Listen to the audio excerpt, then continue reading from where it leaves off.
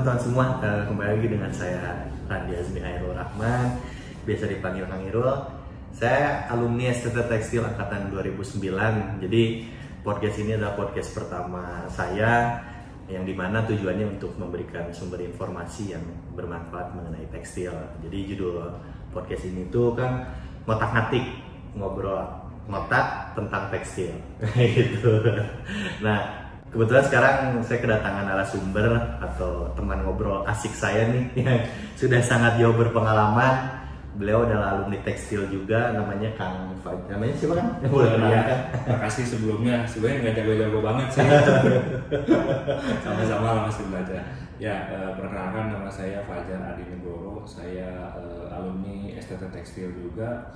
Angkatan 2004, jurusan kimia tekstil. Sekarang saya bekerja sebagai perwakilan atau representatif dari Unify Fiber Manufacturing, tinggal di Bandung untuk merepresentasi Indonesia. Oke, berarti sekarang kerjanya di PT Unify untuk sales representatif di Bandung ya kan? Betul. Memang sebelumnya belum ada ya berarti di Belum ada sebelumnya ya. Oke, sebelum lebih jauh nih Kang, mungkin kita lebih kenalan dulu ya Kang. Akang tuh dulu backgroundnya seperti apa sih gitu Kang? Dari kuliah, terus jurusan apa, dan pengalaman pekerjaan tuh dari pertama sampai sekarang tuh kemana aja nih Kang kayak gitu? Oke. Ya, sebetulnya pengalaman saya dulu saya setelah lulus dari kimia tekstil tahun 2008 kalau nggak salah, saya sempat ke trading garment untuk cuma sekitar 6 bulan lah, untuk bisa belajar praktikal misalnya merchandising, terus kemudian follow up untuk di sourcing. Betul. Terus setelah dari situ dapat kesempatan bisa bergabung dengan PT Kawanara Baru, di mana di situ buat trading mesin, terus kemudian spare part. Umumnya sih banyaknya di spinning. Itu saya di sana lumayan lama sih, 3-4 tahun kalau nggak salah. Ya, setelah itu juga masih sambung menyambung ke bidang yang sama di PT Petra Tekstima, yang mana atasan saya memulai usahanya dari tempat sebelumnya. Saya ikut bergabung, itu pengalaman saya juga bisa istilahnya sama-sama untuk belajar lebih jauh di bidang trading machinery. Ya, waktu itu kita kerjasama untuk selling tekstil machinery, spare part, testing instrumen, ke spinning, terus kemudian ke spinning juga ada ke span spinning, ke filament spinning, ke fiber industries, terus kemudian ya sebagian kayak ke knitting sama weaving equipment kita supply juga. Ya, banyak hal yang saya pelajari sih di situ. Ya, nggak hanya terpatok dari satu bidang saja, tapi meskipun saya backgroundnya dari kimia tekstil, saya bisa dapat pengalaman juga seperti fiber industries, terus juga filament industries, terus terutama span spinning juga. Ya, memang meskipun nggak bisa secara detail, kalau misalnya Pak Randi tanya saya kalau hitung spinning frame bagaimana, mungkin saya perlu cek dulu gitu, untuk lihat dulu di Google lah istilahnya zaman sekarang. Tapi kalau misalnya secara general itu saya bisa belajar juga gitu. Jadi itu jadi momentum buat saya belajar juga di bidang-bidang yang mungkin sebelumnya saya hanya di kimia tekstil, tapi bisa di bidang teknik juga sekarang ya gitu. Berarti setelah dari Petra ke Unify ini berarti? Iya, betul. Oh, berarti ilmu baru juga ya Kang ya? Nggak kepatok jurusan kimia, garment, teknik itu Betul. hanya di situ aja, betul. Bisa luas juga ya, nggak nyesel masuk STT ya? Betul. Karena podcast ini ditonton sama alumni nanti. Betul. Oke. Nah, sekarang kan di Unify ini kan ya? Iya. Setahu saya produknya itu sangat sustain dan ramah lingkungan ya, dan sekarang pun sangat digadang-gadang nih di dunia, baik di Indonesia maupun di mancadunia gitu ya, di seluruh dunia. Ya. Nah, salah satunya recycle polyester kan. Ya. Nah, itu bisa dijelasin nggak Kang, maksudnya recycle polyester itu seperti apa nih? Kebayang saya sih recycle polyester itu seperti mungkin bahan-bahan yang sudah dipakai langsung didaur ulang, apakah seperti itu kayak gimana gitu? Iya, kalau bicara recycle polyester memang sekarang jadi permasalahan global. Plastik itu sebenarnya permasalahan global. Ya. Salah satunya yang kita pakai untuk di recycle polyester itu dari botol plastik, dan juga sama dari industrial waste fiber kita manfaatkan ulang. Jadi dari botol plastik dikumpulkan, terus kemudian di sort out, bikin jadi chip, kemudian jadi fiber atau filamen. Jadi itu jadi kontribusi kita juga untuk istilahnya terhadap awareness lingkungan. Jadi selain itu juga kalau pakai bahan recycle polyester, kalau kita tahu kan bisa dibandingkan dengan polyester konvensional itu dari turunan minyak bumi, di mana itu ada beberapa proses sebelum jadi tekstil material. Nah, kalau dari recycle polyester yang dimana tadi salah satunya dari sampah botol plastik dan industrial waste itu nggak harus ngurut dari awal lagi. Betul. Nah, jadi kita juga punya kontribusi untuk saving energy, conserve energi. Betul. Berarti itu diambil dari sampah-sampah plastik yang ada di dunia ini gitu kan? Iya. Itu berarti ada yang ngambilnya gitu kan, dikumpulin di pengepul istilahnya mungkin ya. Nah itu berarti nanti diolah oleh Unify ini ya? Oh. Iya. Ya dari recycle centernya, mohon maaf mungkin kalau recycle centernya untuk Asia kita di Cina pusatnya. Untuk yang bisa juga mungkin sampahnya ada beberapa yang di area seperti di Southeast Asia juga, terus di yang nggak hanya dari meskipun recycle centernya di Cina, tapi untuk sourcingnya itu bisa dari mana aja. Oh gitu. Berarti di Indonesia juga bisa? Bisa. Mungkin ada kontribusi juga sourcing sampah plastiknya diekspor ke sana, di recycle ke sana. Bisa aja sebetulnya. Jadi terpusat di sana. Untuk cakupannya sendiri sebetulnya kalau Unify itu kantor pusatnya atau headquarter itu ada di Amerika. Jadi di sana punya recycling facility, kemudian ada beberapa network representatif juga di Central Amerika, sama ada production facility juga di Brazil untuk cakupan South Amerika. Nah untuk di Asia bahkan Eropa itu distribution centernya awalnya pusatnya dari China. Dari China. Berarti botol plastiknya itu seperti Aqua, Mizon atau kayak gimana? Betul. Ya botol plastik dari minuman. Minuman. Betul. Mungkin ada proses sortingnya juga, mungkin berdasarkan dari grade-nya, atau misalnya dari merek juga mungkin ada prosedur buat sorting out-nya gitu. Oke. Nah itu recycle polynya tuh span dan filamen berarti ada dua jenis kan? Iya, jadi kalau untuk customer kita ada dua output, filamen sama staple fiber. Staple fiber. Di mana staple fiber buat ke span spinning nanti untuk diproses jadi benang span. Itu biasa ada macam-macam. Betul. Nah, biasa saya kan kalau belanja nih kan ke mall-mall kayak brand-brand besar ya seperti Adidas, Under Armour, Nike, itu suka ada hang tag reprint. Itu salah satu produk material yang dipakai oleh mereka itu dari Akang gitu. Iya, betul. Jadi untuk networking distribution sebetulnya kita punya dedicated sales team di China. Saya bagian dari sales team juga khusus untuk brand sales.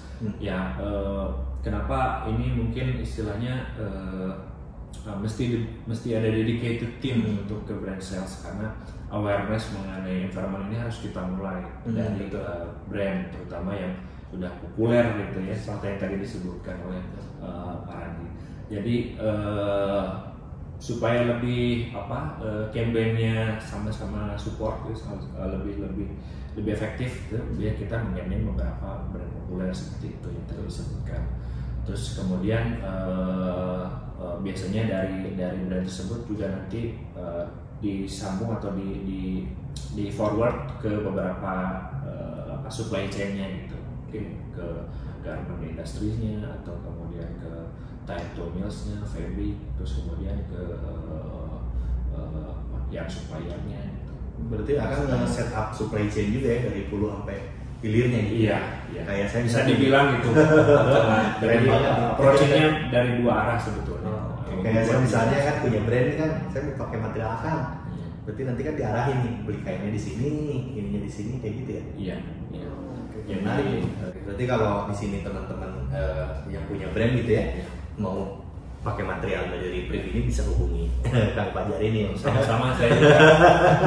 Kalau ini dari Parani juga.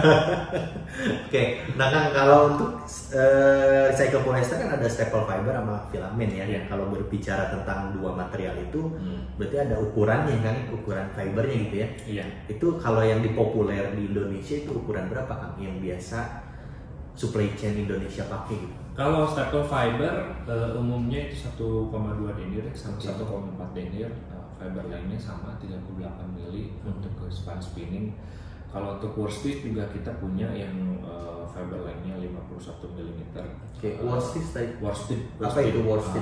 Biasanya kalau wool kan dia fiber lainnya lebih panjang. Betul.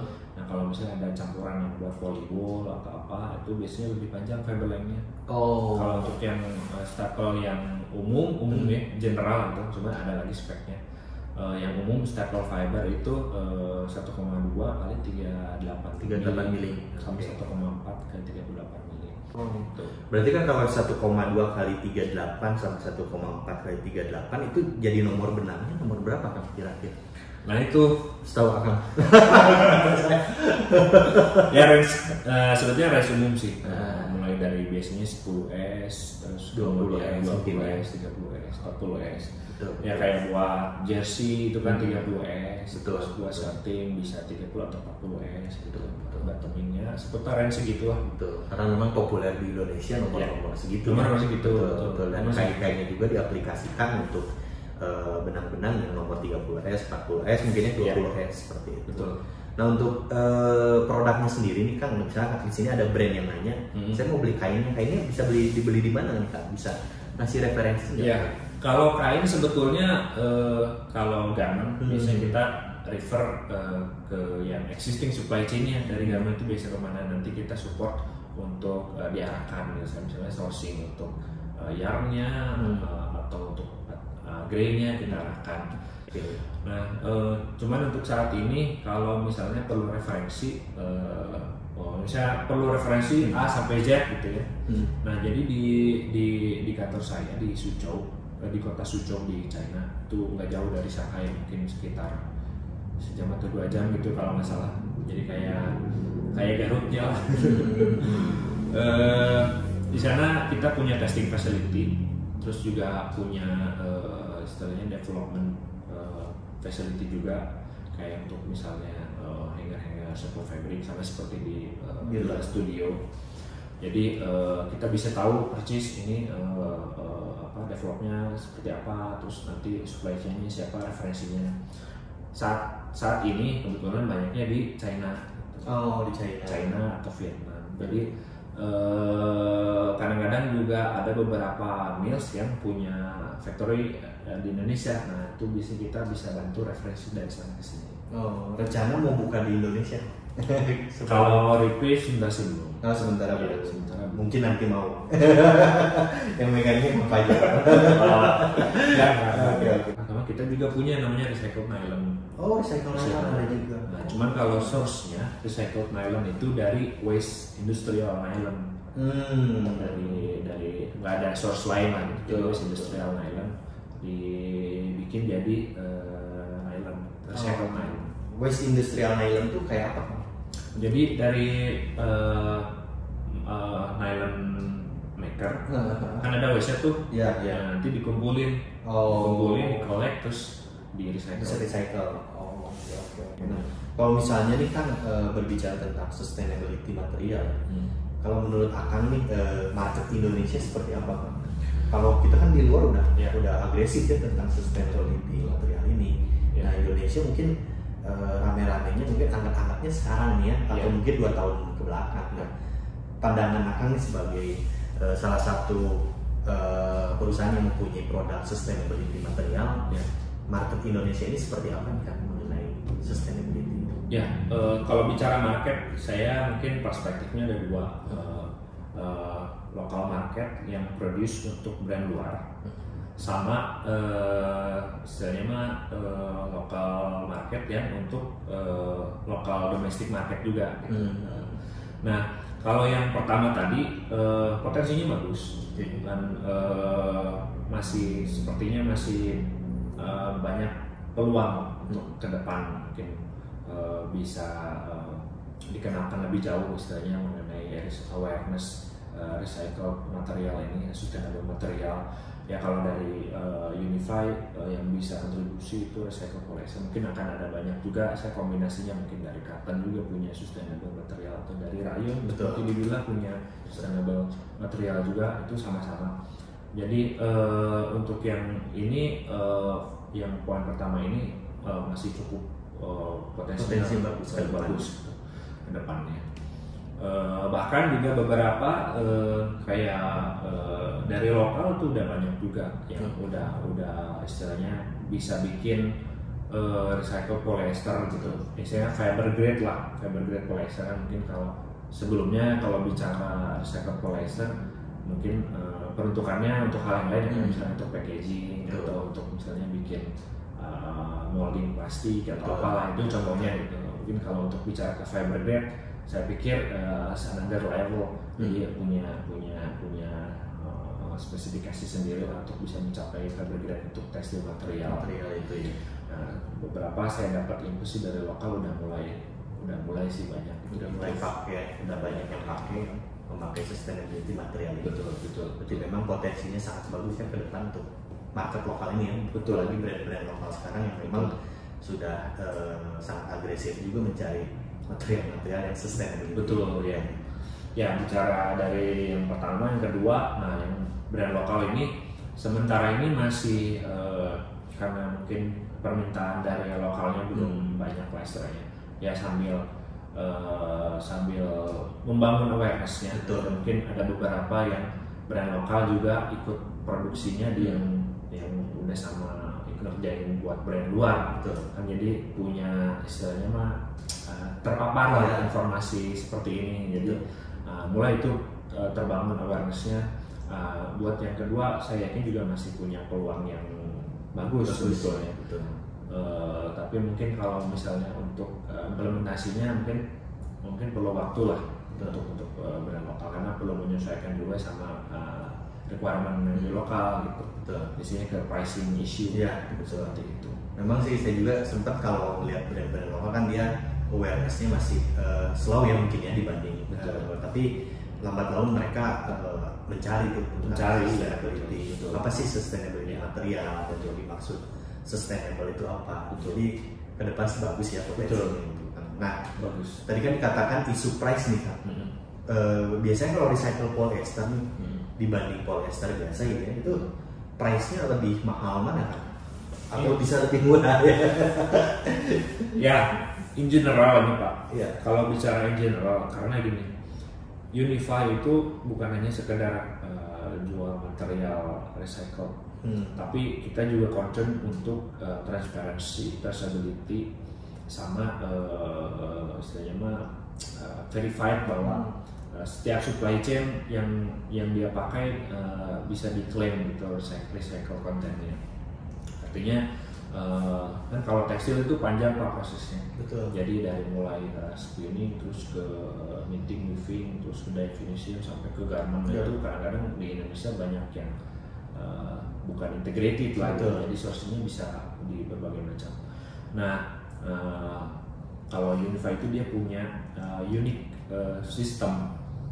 Jadi siapapun nanti supply chain-nya mau itu garment, kalau misalnya dia mengaku bahwa dia udah pakai recycle content dari Unify, itu bisa kita bantu verify. Nah itu kita punya testing facility, dan di dalam materialnya, di dalam fiber contentnya kita kasih tracer. Berarti bisa di-tracer? Bisa di-trace. Itu jadi concern kita juga supaya siapapun itu gitu bisa verified lah gitu untuk mendukung traceability sama transparansi dari setiap supply chain. Oh, berarti ketahuan ya ini pakai reprieve atau enggak kayak gitu. Balik lagi ke tadi pertanyaannya Pak Andi, in general harganya memang saat ini lebih mahal dari yang conventional polyester. Tapi kita melihatnya dari value-nya tadi Pak, seperti traceability, terus kemudian bahwa kita sudah saving conserve energy, terus kemudian kita juga kontribusi untuk environment. Ya kita bicara global ya Pak ya, jadi istilahnya kalau mau ngumpulin sampah plastik juga kan perlu effort, perlu waktu gitu ya, terus juga buat istilahnya buat community collection juga kan perlu effort. Nah, saat ini sih harganya mengenai pricing relatif lebih tinggi sebetulnya, tapi nggak terlalu jauh. Betul. Tapi kan kalau melihat value ya, value-nya dengan harga segitu worth it ya. Betul, worth it sekali. Udah bisa di tracer juga kan kayak gitu. Ketahuan nih ini recycle atau bukan. Betul. Nah biasanya kalau recycle polyester tuh ada sertifikatnya apa aja ya? Betul. Nah kalau reprieve sendiri pakai sertifikat apa? Nah ini, jadi sebetulnya kalau untuk recycle material biasanya di beberapa supply chain dia ada namanya JRS certificate. Nah, mungkin nanti orang JRS-nya yang bisa menjelaskan itu, coba saya takut salah. Jadi biasanya JRS itu Global Recycle Standard. Jadi kalau ada factory mau bikin produk yang berdasarkan dari sektor material, dia mesti certified atas permintaan dari buyer juga kadang-kadang. Jadi kalau nanti dia sudah certified untuk bisa melakukan transaksi atau mau jual itunya, dia nanti ngeluarin transaction certificate atau TC. Nah, itu sih basicnya, itu sih umum lah kalau JRS. Nah kalau yang dari Unify kita punya unit system yang tadi namanya UTRAS certification. Itu dari kita. Oke. Nah sekarang kan banyak nih kan brand-brand fashion di lokal ya yang memang mungkin startup ya yang baru-baru muncul nih, dan memang isu mereka mungkin kendala mereka dari kuantiti segi pembelian kainnya nggak banyak. Nah, bisa nggak memfasilitasi ini reprieve ketika ada brandnya seperti itu, belinya caranya kemana nih gitu? Kalau sekarang ini ada nggak kayak gitu? Kalau acaranya saat ini sih belum ada yang official namanya. Betul. Jadi biasanya ada beberapa retail fabric store yang memang mungkin keperluan permintaan dari bayarnya, mungkin ada simpan stok, ada apa, itu sih masih seperti itu sih. Belum ada officialnya sih. Berarti nanti mungkin semoga lah ke depan ada officialnya kan ya. Karena brand-brand lokal sekarang sudah mulai ke arah sana tuh, jadi banyak mencari. Seperti itu. Nah berarti Unify ini akan perwakilan di Indonesia sendiri gitu? Sendiri. Single fighter ya. Bakal ada rencana nyari staff mungkin nanti adik-adik STT nih bisa ngelamar. Belum ada. Oke. Nah kembali lagi nih kan melihat perjalanan karir Akang dari lulus kuliah sampai sekarang, modal apa sih kan, modal dasar apa yang bisa kita kasih ke adik-adik bahwa pencapaian saya sekarang ini jangan lupa seperti mungkin modal dasar attitude, skill dan knowledge. Nah, apakah menurut Akang nih pesan yang bisa disampaikan ke adik-adik khususnya mahasiswa ya, baik itu mahasiswa STT ataupun yang lainnya, melihat karir Akang yang sekarang ini yang sudah cerah sih menurut saya juga menjadi panutan, mungkin bisa kasih masukan gitu ke teman-teman mungkin atau adik-adik mahasiswa gitu. Ya, kalau ya betul, saya sepakat. Setelah kita lulus itu kita harus tetap belajar terus, upgrade soft skill, attitude, knowledge, sama soft skill terutama. Jadi yang saya pelajari betul itu di istilahnya mah dunia globalisasi, yang paling umum itu bahasa Inggris. Mau aktif atau mau pasif, mau pasif, at least harus bisa baca. Jadi ketika orang ngomong saya ngerti, saya ngomong dia ngerti. Minimal itu lah ya. Jadi itu yang saya basic skill yang masih terus dipupuk itu bahasa Inggris.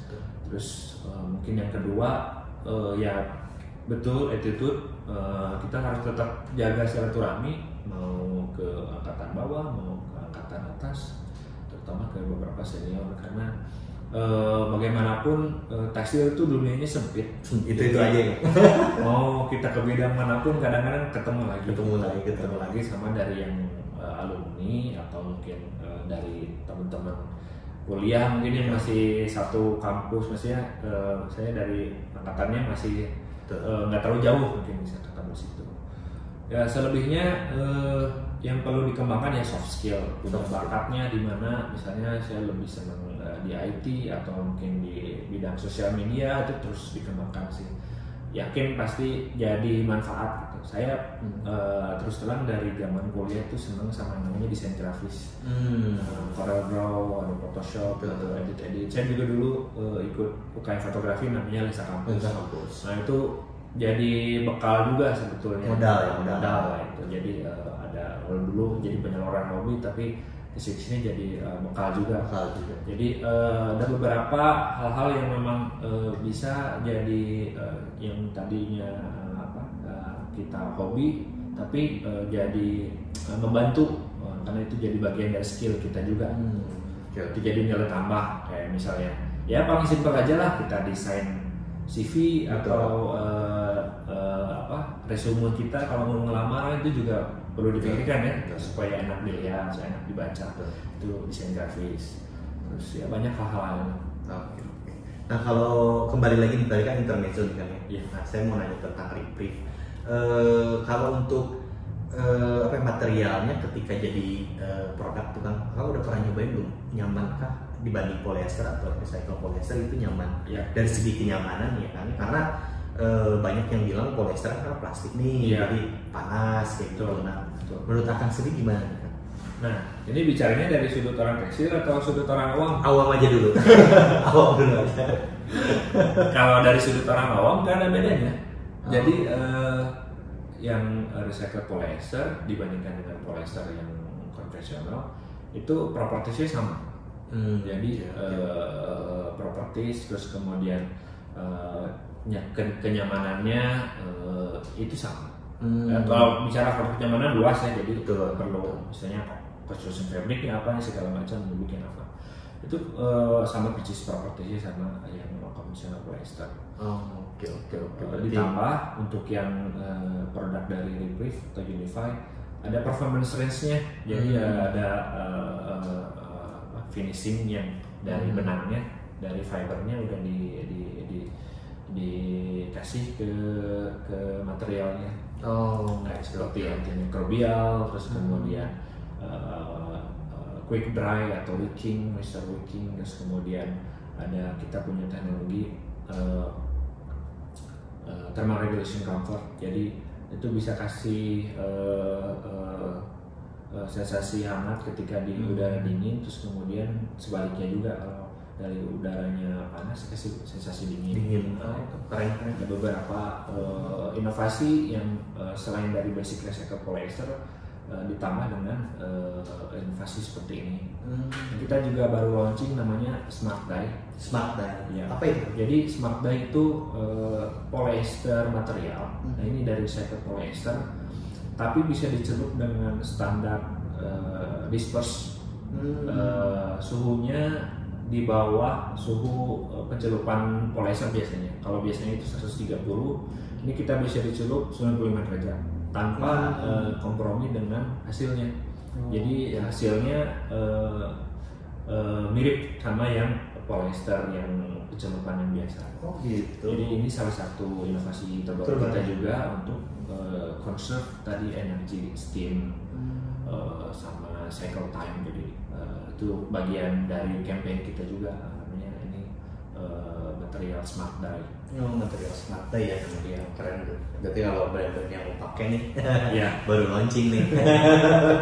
Nah, kan kalau melihat sekarang dunia tekstil di Indonesia kan dengan banyaknya informasi-informasi.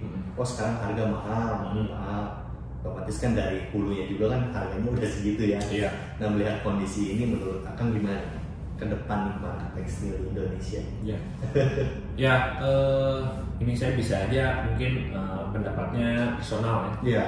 Jadi Nggak apa-apa. Memang di tengah kompetisi global ini kita nggak bisa memungkiri ya, permintaan semakin banyak, ketersediaan bahan baku semakin sedikit. Betul. Jadi secara alami juga pasti akan jadi misalnya apa ya, ada kenaikan lah secara alami gitu, karena permintaan lebih banyak dibanding ketersediaan supply. Betul. Nah,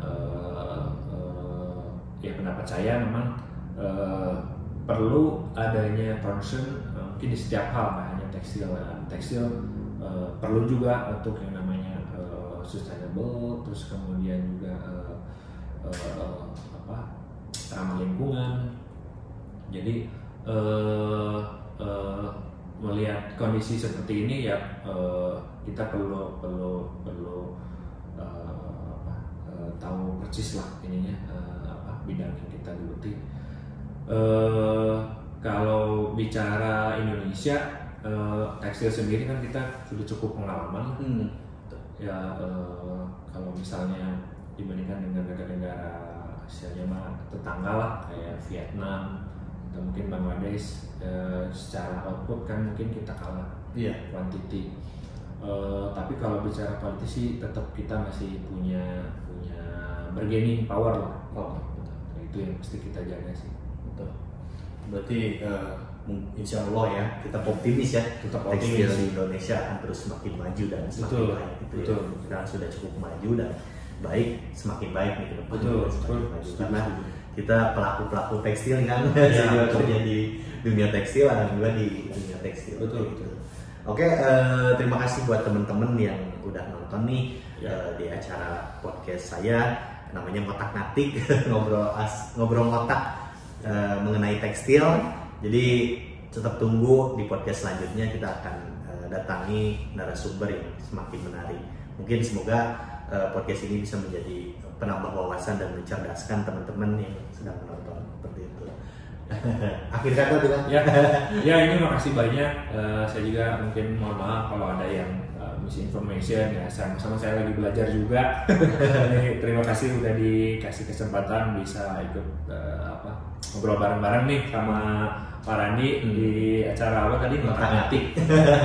Ya kalau istilahnya kita ngobrol-ngobrol aja kalau misalnya perlu informasi tentang tekstil ya, misalnya yang di bidang saya sekarang. Oke, makasih banyak nih Kang Ya, Fajar sama-sama. sudah datang, sudah diganggu waktu kesibukan kerjanya. Nggak apa-apa. Kapok nih Nggak kalau apa-apa. jadi narasumber. Terima kasih. Keren-keren. Sama-sama. Bye.